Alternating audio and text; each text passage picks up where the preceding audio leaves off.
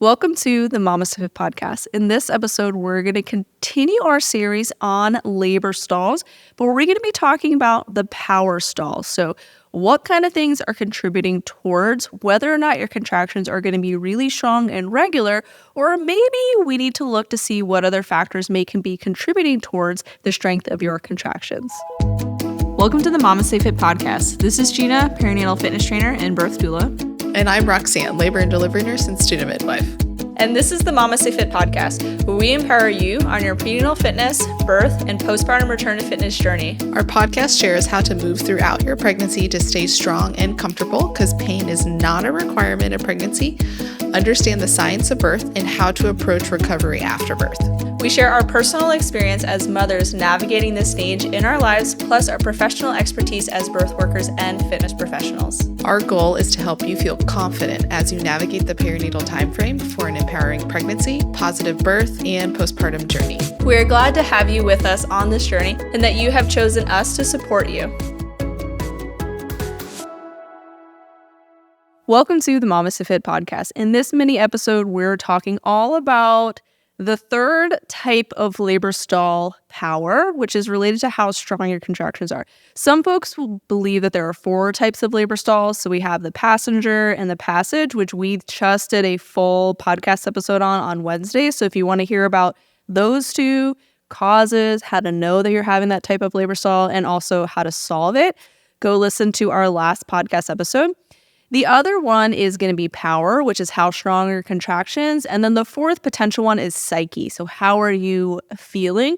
But we think that power and psyche are kind of combined together because how you feel impacts the strength of your contractions. So if you believe that they're 2 separate things, that's totally fine. But for this episode, we're combining them together. So with a power stall, typically what happens is your contractions start to space out, or they're not really increasing in intensity, and it's could be related to a number of things. For me, in my own labor, so my last labor that I had in August. I always get mixed up between my last 2 kids' birth months. In August. Got too many kids. So in August, when I gave birth to my 4th baby, my labor was not really progressing during the day. And the biggest reason was I had my 3 kids on the outside that were running around. Everyone else was kind of finishing up other tasks that they had to do. Roxanne was at kindergarten orientation or something. And my husband was at the range for work. And my mom was finishing up in her garden before a baby was coming. And she was going to be completely consumed with that. And so everyone was kind of finishing up all of their tasks.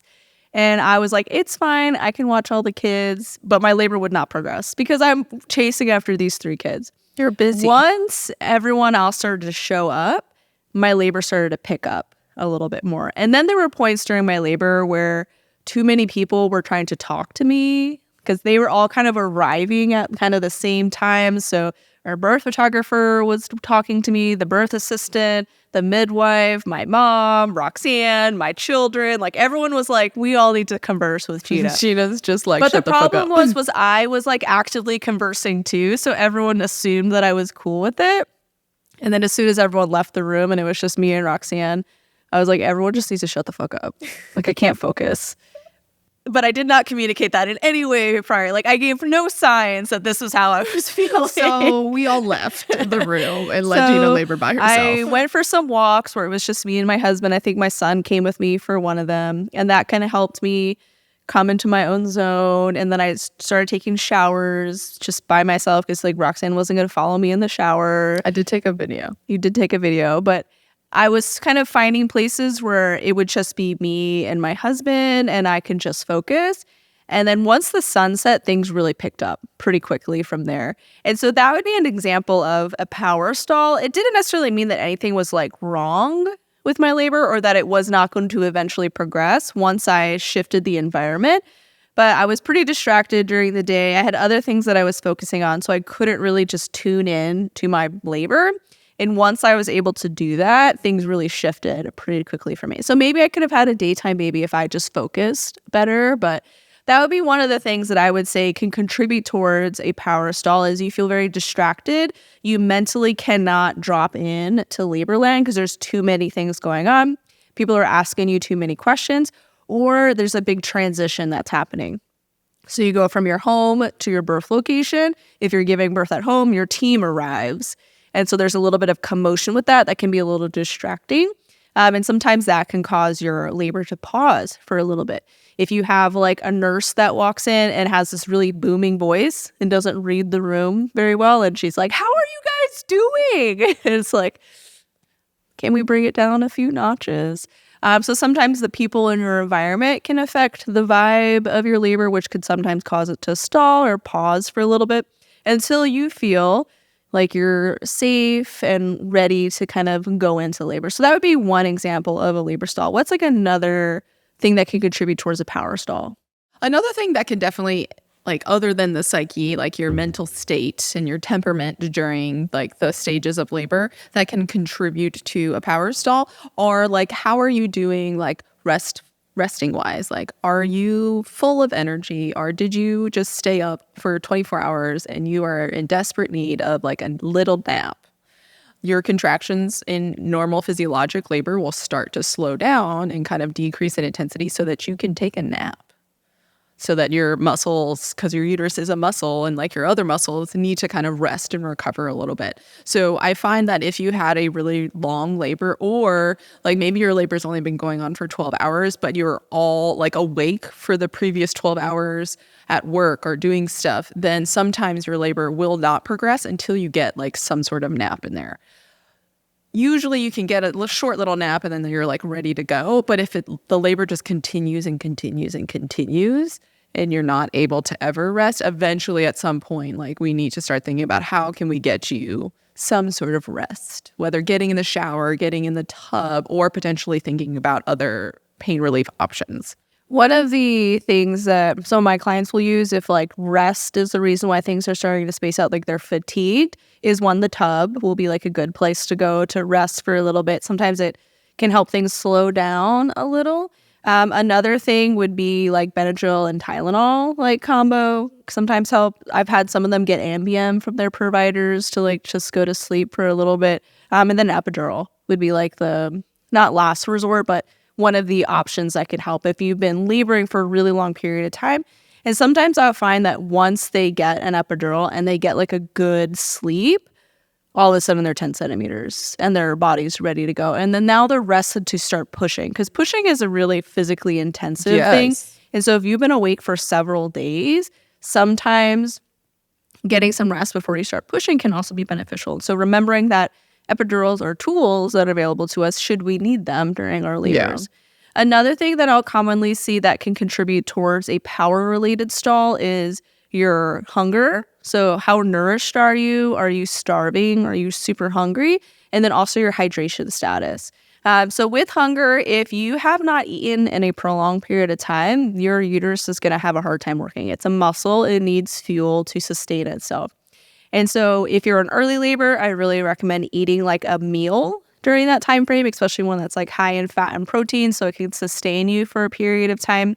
Once you hit active labor, it's typically a little bit harder to eat because it's just tougher during active labor. So like bite-sized snacks and things can be helpful, or shifting more to focusing on hydration during active labor. Now, if things are stalling where you're having like your contractions are really spacing out, you're kind of coming out of labor land, this is where like eating something a little bit more substantial could be beneficial at that point as well, especially if you're like, wow, I'm like super hungry. With hydration, drinking water is obviously incredibly beneficial, but we can also add in like electrolytes as well to help improve hydration. Element is one of our favorite electrolyte salts. I personally like the stronger flavor. It's on the salty side. There are other options out there, but we're big fans of Element. We'll link our affiliate link down in the show notes. It's just drinkelement.com/mamaste. With it, you can grab an insider bundle. They have 4 packs or 4 boxes within it. So you essentially get 3 boxes or 4 boxes for the price of 3. And they have a really good return policy. So if you get it and then you decide that you don't like it, you can always return it or get your money back and just move on with your life. But we're huge fans of Element. My favorite is watermelon. What's your favorite? My favorite is the grapefruit or the orange. I like all of the citrus flavors. The mango chili is my third favorite. And that's also really good if you make it into like a margarita or Margarita. Yeah, you're probably not going to be having a margarita during labor. In labor. But like, you like blend it up on some ice, like it's pretty dang good. So when we're thinking about supporting our labor progress, we want to make sure that we are hydrating ourselves with a little bit more than just plain water, because when we are more hydrated, our uterus is more coordinated and it works better. So sometimes during pregnancy, if you're having a lot of like Braxton Hicks contractions or even like prodromal labor where it doesn't progress, it could be due to your hydration status too. And so you might just not have enough fluids in your body and your uterus is like, I don't know what to do, and it just starts cramping. So when we are better hydrated, I find that our contractions tend to be more effective during labor as well. If you are having a hard time drinking water or ingesting fluids during your labor, this is where IV fluids can be really helpful. And I sometimes will find that that can be like something that really helps somebody whose contraction pattern is a little irregular or they're spacing out a little bit more. Getting some IV fluids can really help boost their hydration. So just to kind of like round it up, your uterus is a muscle. And it needs like all of these things in order to work, just like any other muscle within our body. Like you would not run a marathon without any sort of like sleep beforehand, any sort of hydration during the marathon, as well as like some sort of snack throughout the marathon to give your body like fuel and hydration. The uterus is the same thing during labor. We will ideally compare labor to a marathon. It is not a sprint. For some of us, it is a sprint, but for a majority of us, it is some sort of long distance race where we need to be able to fuel our muscle to be able to work efficiently, hydrate it, as well as give it enough time to have recovered to be able to work more efficiently. So if we can think about that going into labor, this is why I always emphasize, if you are in early labor, go to sleep, eat a meal, drink some fluids, go to bed. If you wake up and it's like you're the one person like Gina that wakes up in the morning well rested and then labor begins, okay, no, you don't need to continue to sleep at that point, but eat and hydrate. So think those are like the big three things. Like these are the things to emphasize to avoid potentially a power stall later in labor. Let's take a break from this week's episode to hear about our podcast sponsor, Needed. Needed is a nutrition company that specializes in optimizing nourishment for the perinatal timeframe, and you can use our code MamasteFit to get 20% off your first order. And they're a brand that Roxanne and I personally use during our pregnancies and now into the postpartum. One of my favorite products from Needed is their collagen. Our protein needs during pregnancy and even in the postpartum are much higher. And so taking a collagen supplement can be really helpful to meeting your protein needs. I personally use the collagen in the morning in my coffee to give me a little bit of a protein boost before I start my day. And then also sometimes throughout my day in like orange juice or some of my other beverages. The collagen blends really easily into warm foods. It blends really easily into my juices. And so there's no like chunks, and it doesn't really add any flavor, maybe a little bit of like a creamy flavor to it. Needed's collagen is third-party tested so that you know it's a clean product for you to take during your pregnancy and your postpartum, and it's safe for both phases of life. It's something that I highly recommend and personally use, and you can trust that Roxanne and I are only going to recommend brands that we personally use and trust. So head to thisisneeded.com and use our code MamastePod to get 20% off your order. The last thing that can contribute towards a power-related stall is your health status. So if you are starting to get sick during your labor, this is going to impact how well your uterus can contract and help to move your baby down. And so when we start to have like a health-related complication that is impacting our labor progress, this is where more of a conversation of what your threshold is that you want to stay within. For some folks, once their health starts to decline during labor, it's typically not like an emergency right away. Like once you get a fever, it's not like panic and emergency. But it could eventually lead to a more emergent situation in your birth. And so it becomes this threshold, and it's going to be individual for you as a family to figure out, okay, my health is declining. How close am I to having my baby? If I am like 10 centimeters, well, we'll just push the baby out. If I am 3 centimeters, well, maybe it's a different conversation, or maybe we see how quickly things start to progress. And so there's this threshold. There's no like set point or trigger point where it's like, once you hit this, we need to change our path from trying to have a vaginal birth to going towards a cesarean birth. But there should be a conversation that happens if you start to have a fever, your labor is starting to stall, baby is starting to have more of an elevated heart rate, or there's some sort of signs that maybe baby is not tolerating this as well, and figure out, okay, do we want to continue to push for a vaginal birth, or do we want to pivot and move towards a cesarean when it's not an emergency yet? And again, this will vary from person to person. I've had some clients where their health was starting to be a complication for them. And for some of them, they were like, all right, I don't want it to be an emergency. I've had an emergency C-section before, and that was not fun to be in. So I want to make a choice now to go ahead and shift to it's a C-section when it's still like, we can be calm. We can be calm about it. I've had other clients who are like, well, I want to talk to anesthesia to understand how quickly they could give me like any sort of pain relief, like, because I'm unmedicated right now, like, should it shift to an emergency, or do I want to get an epidural now in case it shifts and then go from there? And so there's different decision points that you can make, but having the conversation with your provider in the moment is going to be really helpful at that time. Yes. And there are different types of infections that can kind of arise during pregnancy or during labor. The most common one is what we would call chorioamnionitis, which is an infection within the uterine cavity. So like where baby is, it's like the amniotic fluid, amniotic sac, uterus, kind of just depending on how severe it is, what is affected. But when your uterus has like, it's a muscle, when it's infected, it's not going to be able to work as efficiently. Just like if you had the flu, you're not going to be able to do the same level of exercise as efficiently, because your body is like, oh, I don't feel well. My muscles are all tired.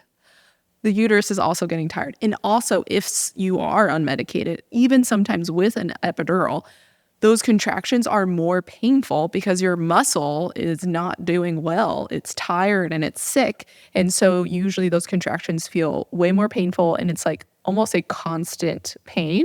And if you even touch the belly, sometimes it's very painful because, again, it's just sore and tired. And that's probably the most common reason, like infection that arises. Something that we can do to hopefully prevent these infections, though, is limit vaginal exams. So if you are ruptured, your amniotic sac is ruptured, we want to try to prevent infections so we don't lead to this type of stall. So by limiting vaginal exams, we're not checking you very often, this is going to hopefully decrease that risk. But sometimes you can also get an infection when your amniotic sac is still intact. This can either be preterm or post-term, I guess, not really post-term, but like after 37 weeks. And that could be GBS related. Sometimes you can get the infection and your water still be intact. And when the water does break, it has a very specific, not great odor. And that to us tells us, oh yeah, this is probably an infection. We can give you antibiotics. We can do things to kind of help treat the infection before you need to it's not like an immediate rush to a C-section. We can give antibiotics. We can give you things for your uterus to be able to have stronger contractions. But again, it becomes a threshold for what you are comfortable with and what like the full picture looks like. Like, what does your health status look like? What does baby's health status look like? If we continue, what is the likelihood that you would need more help afterwards? Or what is the likelihood that baby might need to go to the NICU? So determining what is like the ultimate goal for you of like, hey, after my baby's born, I would like to be with my baby, like immediately try to do skin to skin. Maybe like if this looks like potentially if we continue, baby might need to go to the NICU based off what they're telling us on the monitor and with your labor, then maybe you would make that decision earlier to go towards a C-section, not just like, how are you doing, but like also baby. That's like a lot of people will choose like, hey, if you think I need to like, if baby's showing signs of infection, maybe like having the C-section now so that they don't have to go to the NICU and I have to be separated. It'll be really individualized. Is another like factor into the decision. But it's very individual based. Some people choose against one thing and another family will choose for it. And so that's why it becomes really important to have a conversation if we think health is becoming a thing. Also, like, it's not always just an infection. It could also be related to things that arise during your pregnancy, like blood pressure issues. And then like sometimes like if you have a complication like gestational diabetes that is starting to like affect baby, like all of these other things, it's not always just an infection. It's like a full picture. These are all conversations that your provider is having with you about how is that uterus handling this and how is baby handling this, and then making that choice based off of yourself. And it'll be based on that specific scenario as well. And having that conversation in the moment, I find can be really beneficial. So to kind of sum up power stalls, The way to solve them is to kind of address whatever the underlying issue is. So if your environment is kind of set up to where it's really loud, it's really distracting, like you cannot kind of tune in to your own little labor land. Like you don't feel safe or supported. Maybe there's someone that's causing a lot of conflict for you, like your provider is scaring you, or this nurse is not great. Maybe like your mother-in-law showed up and you're like, or your father-in-law. Your father-in-law. That happened once where I was like, who is this random man that just busted in the room? I'm like, why would the nurse just let him in? And I know him, so like I just imagine this happening every single time. It's like, oh my gosh. So if your environment is making you not feel safe or supported, or you're really distracted, changing the environment can be really helpful. So removing the people that are not being supportive for you. Can we dim the lights? Can we speak in quiet voices? Play some soft music to set the vibe? So think like spa-like vibe is what we're looking for. And that can really help your labor progress, because this is going to help with your oxytocin release, which is a huge part of your labor feedback loop. And we'll link our video down below that has more on contractions and the hormones that contribute towards those contractions. If the issue is related to your nourishment and your fatigue levels, resting is probably going to boost all of that, potentially looking at getting an epidural if it's been a long time and you're having a hard time sleeping, eating food, I know, some sort of sustainment, drinking fluids, especially something that has electrolytes in it, like Element. There's so many great options out there, so you could definitely find what works best for you. Element was just our personal favorite during all phases of life, to include labor. And then monitoring your health status, like what's going on with your health that is maybe impacting, or do you have a fever? Are you developing an infection? Is your blood pressure starting to really skyrocket? Is baby showing signs that they are not tolerating this anymore?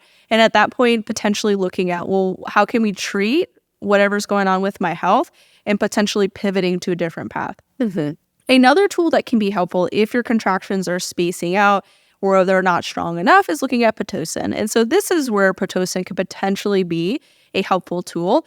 But if we can address the other underlying reasons for a power-related stall, typically we see labor progress. And so it's not always jump to medicine right away. It's a tool that's available. It's not bad to utilize by any means. It's a tool. But if we can look at these other reasons that may be contributing towards the stall, we may find that things progress and they pick up from there. So when we are looking at, is there an issue with the labor? And I think some of these are not necessarily like issues where they're just like a normal progression during labor. When you're feeling more tired, your labor will kind of slow down to let you rest. If you're feeling hungry, your labor will slow down so that you can eat. And then once you eat, it picks back up. But not all of us know that we can sleep, or that if it slows down that we should sleep. We might think that that's a problem, that our labor is slowing down, so let's give you Pitocin. Yeah. As opposed to be like, well, why don't you take a nap? If your labor is slowing down because you haven't eaten, because I've seen this in like home birth where like someone's getting hungry and then they'll eat food and then their water breaks and their baby falls out. And it's like, okay. You just needed some food. You just needed some eggs. Shocking. That's all you needed. So these are normal pauses that your labor will take so that you can get your nourishment and you can get your rest. But it may appear that something is wrong because labor is slowing down. It's not progressing anymore. And so understanding the root cause of whatever is contributing towards your stall, whether it be your baby's position, space within your pelvis, or the strength of your contractions, can usually help to resolve whatever the issue, quote unquote, is. And then if that stuff doesn't work, then maybe we look at Pitocin. Maybe we look at more invasive things to help support our labor experience. Yes. And I think that's like so important to kind of emphasize that with any of these stalls, the passenger passage, even the power stall, where potentially Pitocin is more likely of an option for a power stall, it's still like, hey, when's the last time that you ate or drank something? Oh, has it been a while? Let's try that first. Oh, like, how are you feeling emotionally? Let's check in with you. Are you feeling nervous, anxious? Like, just asking these questions. And I think like at the home birth that I was at, the mom was starting to kind of struggle mentally. And instead of like the midwife, I think she had asked for like a cervical check just to be like, hey, like where are we at? The midwife went over and was just like, hey, tell me what's going on. What are you feeling inside? And she was just like, I feel like it's taking a really long time. And sometimes that's all you really needed to like express how you were feeling and why you're feeling stressed. And then like literally like I think that was like 20-30 minutes later, like her baby was born, but she needed to like get all of these vocalize out. that. Yeah. And I think, well, similar with my first birth, like I was at home, like granted it could have just been normal, but like I was like, she's not going to fit. Like I'm really nervous. She's too big and she's not going to fit. And you just like acknowledge my fear and be like, valid, but also she's going to fit. You are not going to grow a baby that's too big for your body. And like all of these like encouraging words, sometimes that psyche can really take over. And had like that happened potentially at another birth location, like they might have been like, hey, like you're starting to struggle and maybe we should just get you an epidural and then start Pitocin. And like those type of things is when like that cascade of interventions can start versus like, hey, let's just take the time to check in. When'd you eat? When'd you pee last also? Oh, yeah, that can be a big one. When'd you pee last? When'd you drink last? Like you've been up for 36 hours. Like maybe we can take a nap real quick. Like check in on all of those other things before being like, hey, Pitocin. Epidural, Pitocin. Because you're no longer coping well. When you could just be like, fuck this shit. So when addressing labor stalls, there's some complexity to it, and it does take effort on your support team. So it's really easy to just give someone Pitocin and walk away and go watch the monitor. It's much harder to kind of dive in and figure out what are the possible underlying issues. So if you want to learn more on a physiologic birth, kind of what is normal, and then what to do when things are not potentially normal, how to resolve some of those issues, check out our online childbirth education course where we fill it with tons of information to guide you through this. And you can also join our new community where you can ask questions. We do monthly webinars, and we also include tons of resources within the community in a way that is a little bit different than a self-paced course. So this is going to be a learn with us as your pregnancy progresses. So check out our new community as well. Hopefully you've learned a ton this week all about labor stalls. Tuesday's YouTube video was some movements that you can do to help resolve late labor stalls with a single knee hip shift and the Cook's counter pressure. Wednesday was all about passage and passenger stalls, so what to do if baby's in a funky position or we're trying to create a little bit more space in the pelvis. And then today's was obviously the power stall, so when contractions are not strong enough, quote unquote. Drink some element. And so check out those episodes, and we're excited to continue to learn with you with all of our free resources. And if you want to pay us money, check out our paid courses as well. And this podcast is sponsored by Needed. Needed is a nutrition company that specializes in optimizing nourishment for the perinatal time frame that Roxanne and I personally use and trust. And you can check them out at thisisneeded.com and use our code MamasteFit Pod to get 20% off your order.